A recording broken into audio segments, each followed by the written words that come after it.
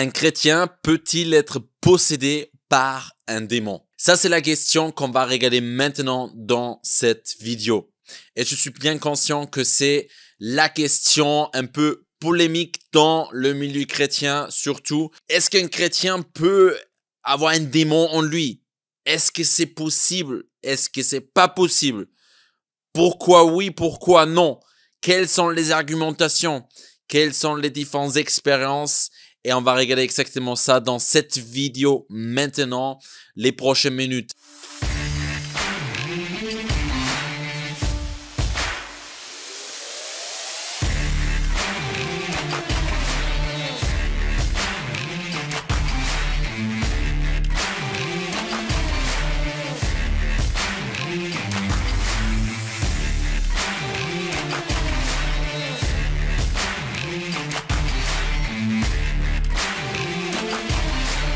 Alors, c'est une courte vidéo, ça va donner quelques pistes très claires et je vais commencer avec mon propre témoignage. Vous l'avez déjà entendu si vous avez regardé les autres vidéos. Ma première confrontation avec un démon, c'était une fois à travers de moi, mais aussi dans ma propre vie. Alors moi, je l'ai vécu et je peux pas enlever cette expérience. Je peux dire de mon point de vue que j'étais chrétien, mais j'ai vécu une délivrance plus tard. Alors, juste avec cette expérience ne veut pas dire que c'est la vérité, mais je l'ai vécu. Alors, je l'ai vécu que j'étais baptisé dans l'eau quand j'avais 16 ans, mais quand j'avais 19 ans, j'ai vécu une délivrance. C'était un mauvais esprit. Quelqu'un a prié pour moi et je voulais pas. Je voulais pas. Mais quelque chose était plus fort qui a pris un contrôle sur mon corps que je devais crier. Je devais crier tellement fortement que je voulais juste comme crier tout de mon âme, en mode faire sortir tout ce qui est en moi. C'était trop puissant, je sentis dans ma gorge quelque chose me pousse à crier. Et tout de suite après, j'étais différent dans mon âme, dans mon cœur, dans mon esprit, dans mon être. Je savais que je suis pardonné, je savais que je suis saint grâce à Jésus. Et avant, j'avais toujours affaire avec la condamnation, la culpabilité, toutes ces choses-là qui m'écrasaient, que je dois faire des choses pour plaire aux gens, à Dieu et toutes ces choses-là. Alors, j'ai vécu une délivrance sachant que j'étais chrétien. Et la bonne question qu'on peut se poser déjà, ça veut dire quoi d'être chrétien? Ça veut dire quoi d'être chrétien? On va pas rentrer trop dans ce sujet-là parce que c'est pas l'optique ou le but de cette vidéo. On va sortir un autre pour ça. Ça veut dire quoi d'être chrétien? Parce qu'aujourd'hui, tu peux poser quelqu'un la question, est-ce que tu es chrétien? Il va te dire oui, mais il a rien à faire avec Jésus. Alors, on a comme dans le monde, dans toute religion, dans le monde musulman, c'est la même chose. Tu peux dire je suis musulman, mais tu pratiques en rien ce que l'islam enseigne. C'est parce que c'est mélangé avec une culture. C'est mélangé avec plein d'autres choses. Une culture, c'est tu es né dans un pays peut-être chrétien.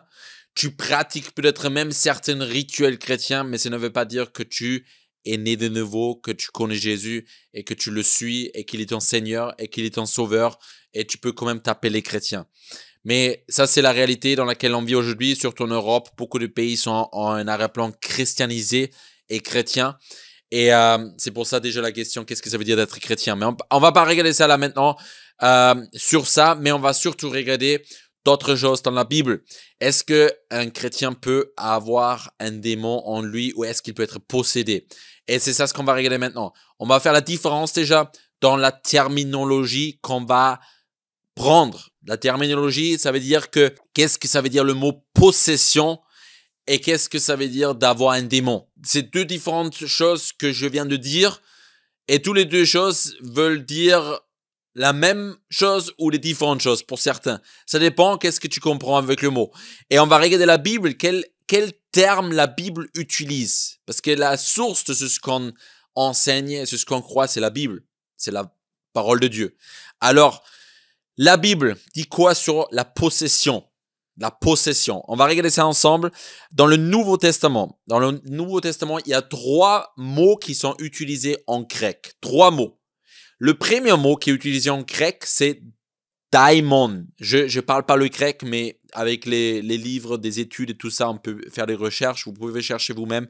C'est le mot daimon. D-A-I-M-O-N. C'est un mot en grec Et c'est utilisé 5 fois dans le Nouveau Testament. Seulement 5 fois.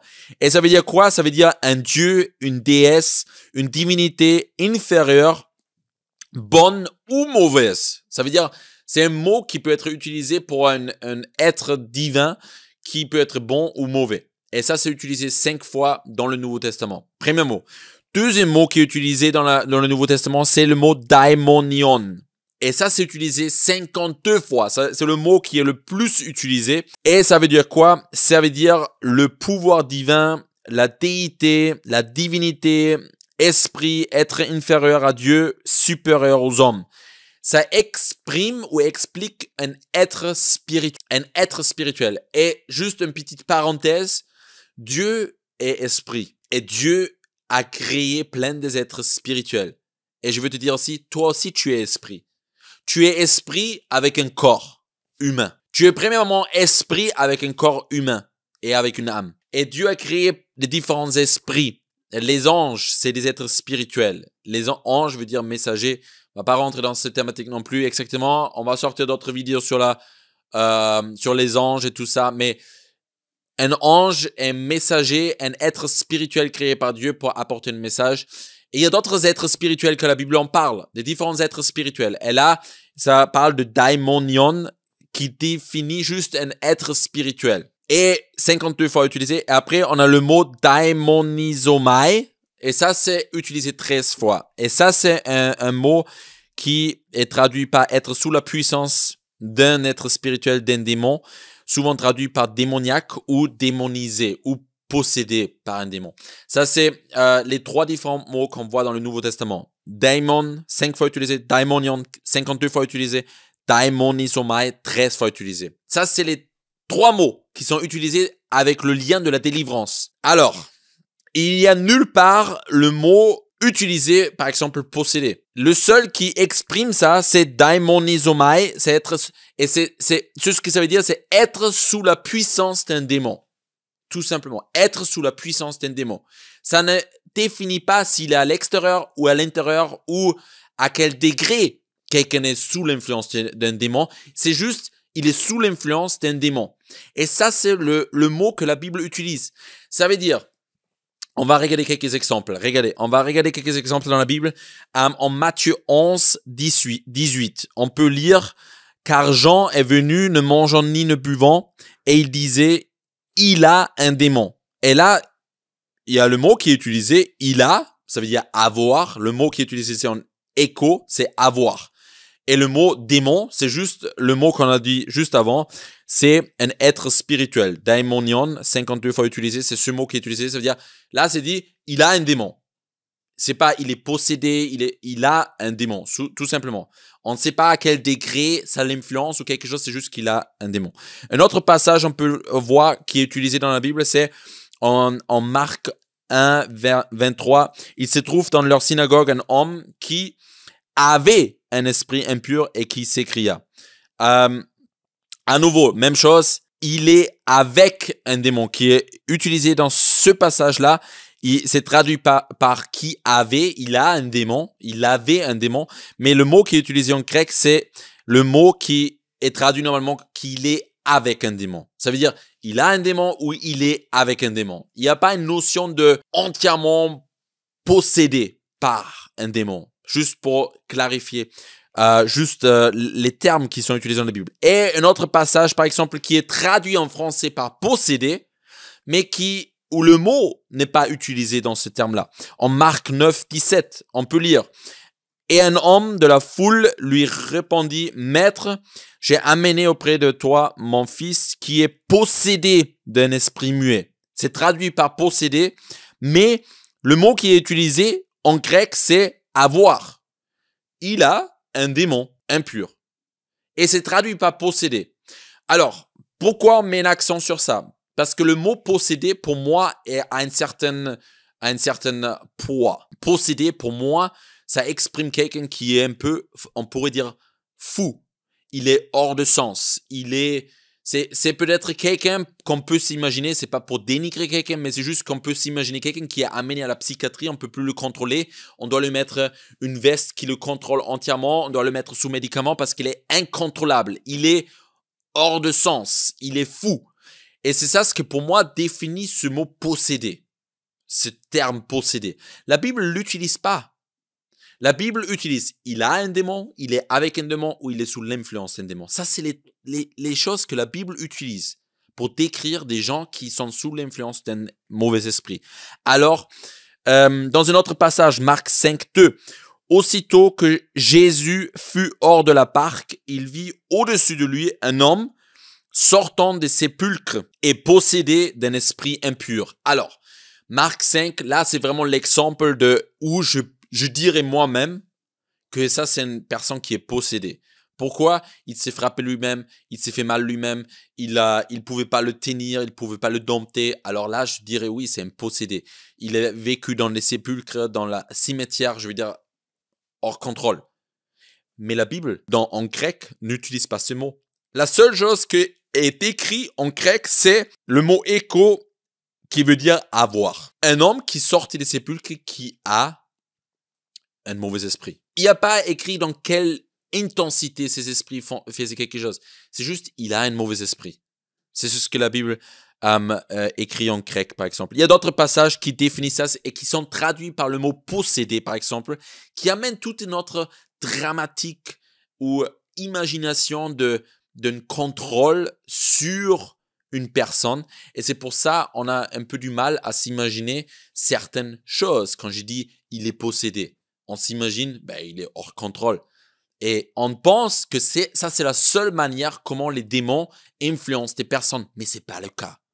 Ce n'est pas le cas. Avoir un démon, être avec un démon ou être sous l'influence d'un démon. Ça, c'est les 3 termes que la Bible utilise. Et ça, c'est important pour qu'on le comprenne. Parce que la Bible est notre mesure sur laquelle on mesure notre base de mesurer des choses. Et si la Bible utilise ces termes-là, alors c'est important que nous aussi, on adapte notre langage un peu à ça. Alors, je t'encourage. Moi-même, je le fais. Je dis jamais à quelqu'un qu'il est possédé. Parce que ça amène toute notre dramatique et toute notre importance à des démons qu'ils ont des fois même pas. Mais utilise juste, il est sous l'influence d'un démon. Alors, maintenant la question, est-ce qu'il est à l'extérieur ou à l'intérieur? Et est-ce qu'un chrétien peut être sous l'influence d'un démon extérieur ou intérieur? Et c'est ça cette question qu'on regarde ensemble. Alors, pour moi, répondre à la première question, qui est le titre aussi de cette vidéo, est-ce qu'un chrétien peut être possédé par un démon? Là, je dis non.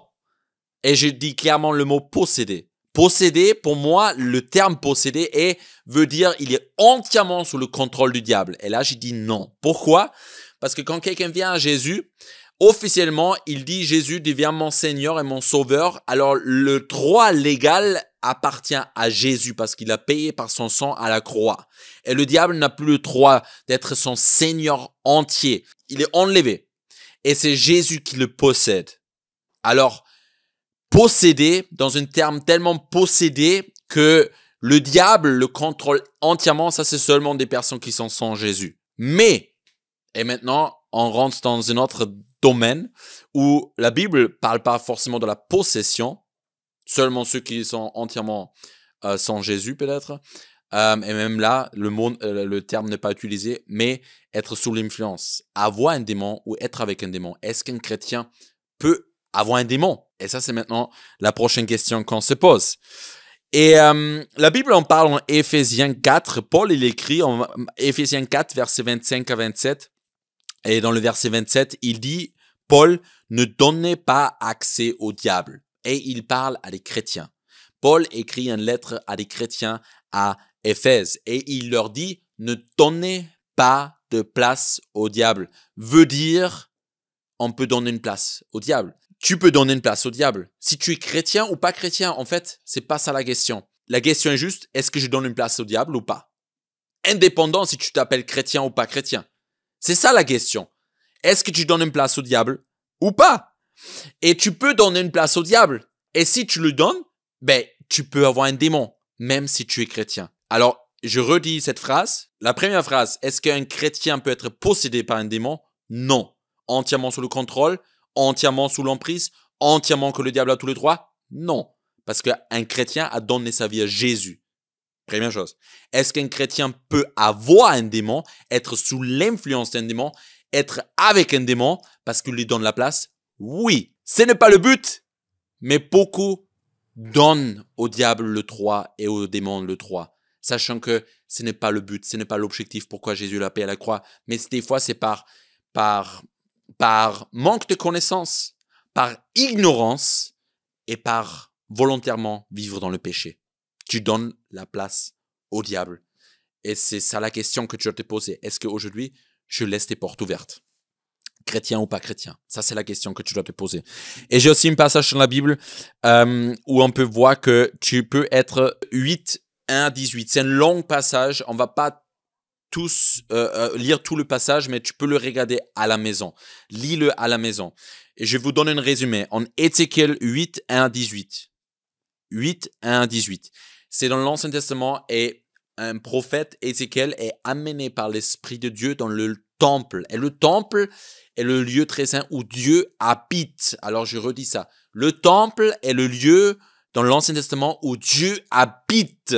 Il vit dedans, dans l'arche de l'Alliance, ce qui est cette représentation de la présence de Dieu avec la loi, avec la vérité, avec la parole de Dieu, où on vient, on apporte des sacrifices, on reçoit le pardon de Dieu et toutes ces choses-là. Le temple, dans la Nouvelle Alliance, grâce à Jésus, c'est ce qu'il a fait à la croix. La Bible dit que grâce à Jésus, si on vient à lui, nous sommes le temple du Saint-Esprit. Nous sommes le temple où Dieu vit en nous. Ça, c'est l'objectif pourquoi Jésus a la paix à la croix.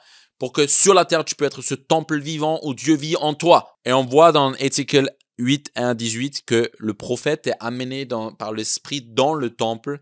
Et dans le temple, il voit plein de chambres cachées, fermées. Et dans ces chambres-là, dans le temple où Dieu habite, il y a des abominations. Il y a de l'adultère. Il y a des idoles. Il y a des trous dans les murs. Et Dieu parle à Ézéchiel très clair. Il lui montre ça, ce qui se passe dans le cachet, ce qui se passe dans le secret, ce qui se passe, ce que personne voit. Mais ça se passe dedans, dans le lieu où Dieu a sa présence, où c'est normalement prévu que c'est saint, normalement prévu que c'est un lieu de rencontre avec le Dieu vivant. Là-dedans, il y a des murs qui ont des trous, il y a des murs qui sont endommagés. Pourquoi? Parce qu'il y a des idoles, il y a des choses qui sont faites qui sont le péché. Et ça donne la place au diable. On voit dans ce passage qu'il y a des reptiles, il y a des symboliques des différents animaux qui sont une représentation des différents démons. Et si c'est possible, je dis ça, si c'est possible dans l'ancienne alliance, dans le temple très saint où Dieu habite, d'avoir des idoles, des reptiles, des démons qui sont actifs, des murs qui sont brisés et ça est une représentation de notre être du temple du Saint-Esprit aujourd'hui.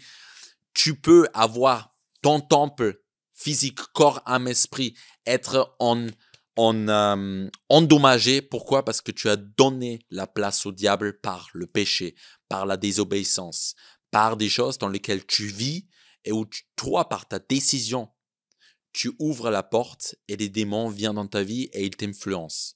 C'est Jésus qui est ton Seigneur, mais toi, tu lui as donné pas le droit de toucher un certain domaine dans ta vie et ça fait que ton corps et ton âme est infesté par des mauvais esprits et ils te tourmentent, ils te dominent et ils te manipulent d'une manière que tu portes pas les fruits que tu pourras porter avec Jésus-Christ.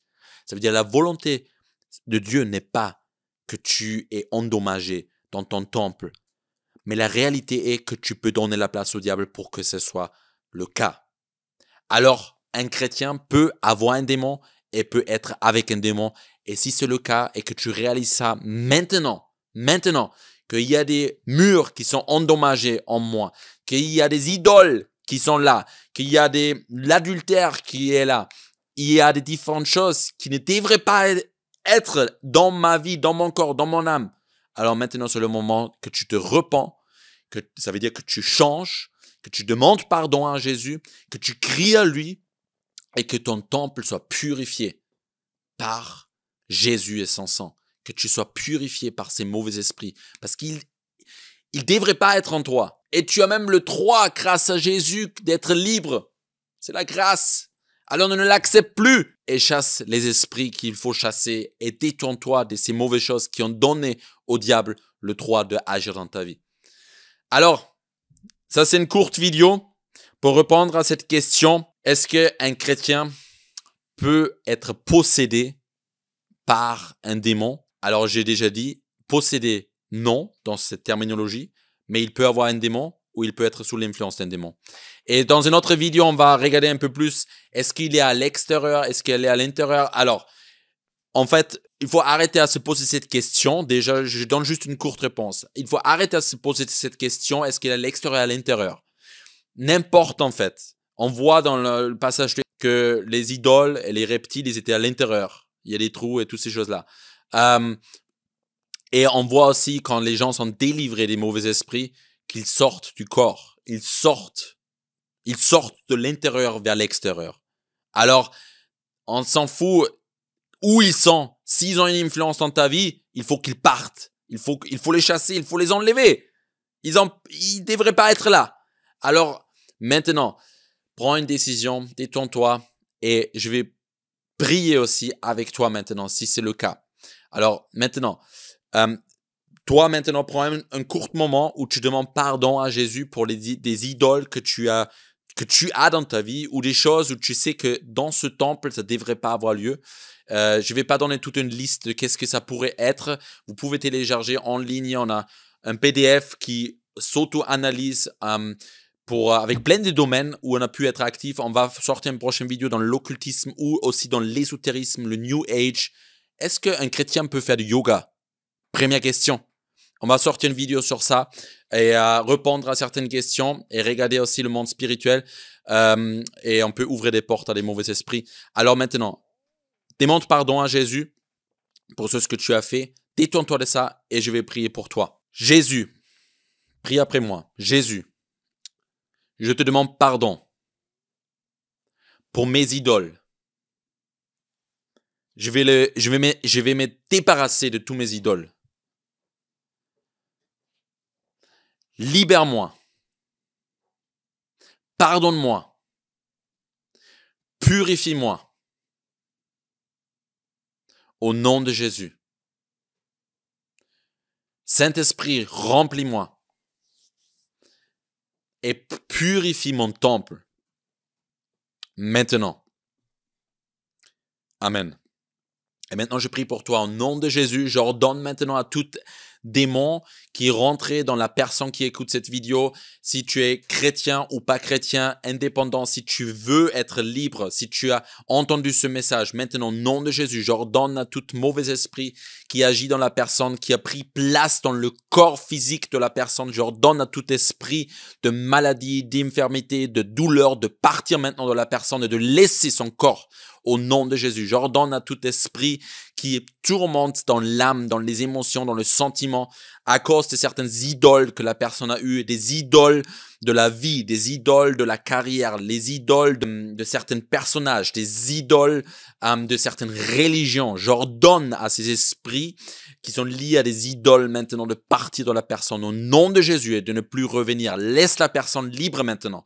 Quitte ce temple qui est prévu d'être un temple du Dieu vivant et d'être saint et irréprochable grâce à Jésus. Avant que la terre ait été fondée, Dieu t'a créé pour être saint et irréprochable en Christ devant lui au nom de Jésus. Sois libre au nom de Jésus maintenant, au nom de Jésus. Reçois la liberté. Saint-Esprit, remplis la personne maintenant au nom de Jésus. Amen. Alors, si tu as maintenant vécu quelque chose ou si quelque chose a commencé mais ça c'est pas fini, alors laisse-nous le savoir. Peut-être on peut rentrer en contact aussi, de se rencontrer aussi en réel. On a des équipes qui sont en route et qui peuvent prier avec et pour toi. Et laisse-nous savoir aussi si tu as vécu quelque chose. Écris dans les commentaires et aussi aime cette vidéo si ça t'a fortifié, si ça t'a encouragé, partage la vidéo avec tes amis aussi pour qu'ils entendent ce que la Bible en dit sur ce thématique et pour qu'ils soient fortifiés aussi.